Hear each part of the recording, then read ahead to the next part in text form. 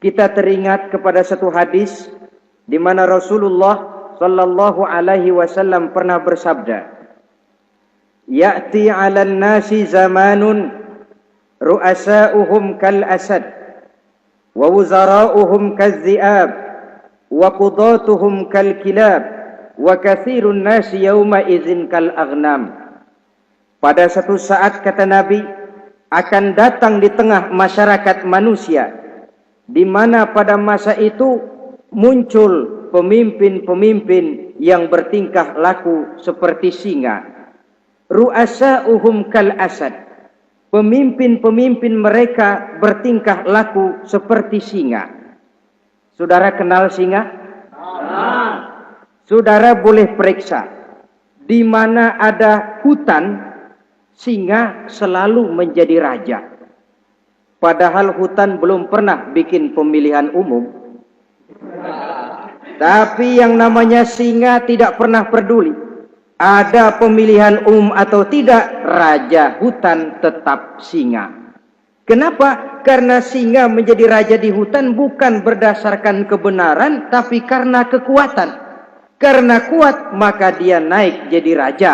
Soal benar atau tidak, soal lain. Maka sebagai akibatnya, setelah si singa ini naik menjadi raja hutan, dia bukan melindungi rakyatnya, malah makanin rakyatnya. Coba saudara lihat di hutan. Kambing rakyat hutan dimakan oleh singa. Ayam rakyat hutan dimakan oleh singa. Sapi rakyat hutan dimakan oleh singa. Inilah akibatnya karena singa naik berdasarkan kekuatan. Setelah naik bukan melindungi rakyatnya, malah makanin rakyatnya. Mental semacam inilah yang dimiliki oleh Raja Namrus laknatullah alaih. Cuma karena rasa ketakutan akan datang orang yang akan menumbangkan kekuasaannya, maka seluruh bayi laki-laki harus dibunuh tanpa dosa apapun. Itu akan datang di tengah masyarakat manusia, muncul pemimpin-pemimpin yang mentalnya seperti singa. Lah kalau yang jadi pemimpin sudah seperti singa, wa wuzara'uhum kaz-zi'ab. Yang jadi wazir, yang jadi menteri, kata Nabi, lagunya seperti serigala. Nyetel ini. Kalau sudah pemimpin seperti singa, yang jadi menteri seperti serigala. Apa serigala itu? Saudara tahu dalam dongeng anak-anak, serigala itu kan binatang yang paling licik. Untuk terang-terangan dia tidak berani karena tidak punya kekuatan seperti sang singa. Maka dia pakai ilmu kelicikannya. Serigala itu kalau ingin makan daging ayam, pakai bulu ayam. Kalau kepengen makan daging kambing, pakai bulu kambing. Pendeknya, serigala binatang yang menghalalkan segala macam cara asal tujuan tercapai. Itulah serigala.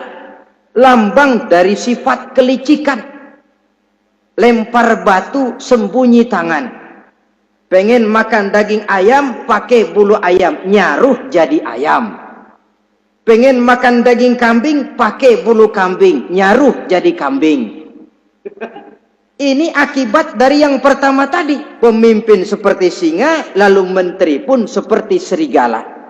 Efeknya kemudian yang segera menyusul apa? Wa qudatuhum kal kilab. Kalau pemimpin sudah seperti singa, menteri sudah seperti serigala, wa qudatuhum kal kilab, akan muncullah para penegak hukum yang mentalnya seperti anjing. Inna lillahi wa inna ilaihi raji'un. Penegak hukum yang mentalnya seperti anjing itu. Anjing, saudara lihat, anjing akan setia kepada siapa saja yang memberinya daging. Kalau dia disuruh jaga rumah, dia tidak bisa membedakan mana yang maling, mana yang tamu.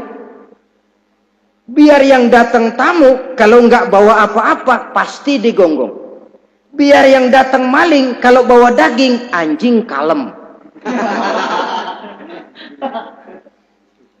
Pokoknya siapa yang memberi saya daging, itulah majikan saya. Apa kata majikan saya, itulah yang saya laksanakan. Maka hilang kebenaran hukum, hancur norma-norma keadilan.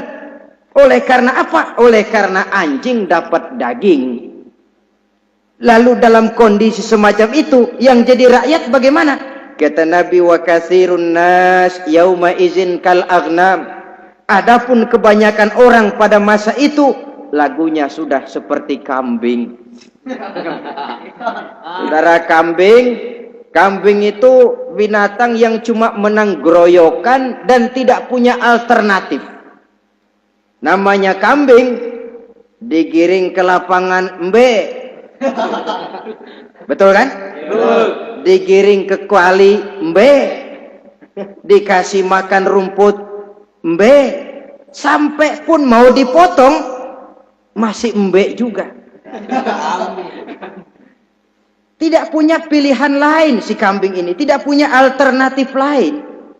Kondisi semacam inilah yang terjadi di masa pemerintahan Raja Namruz laknatullah alaih.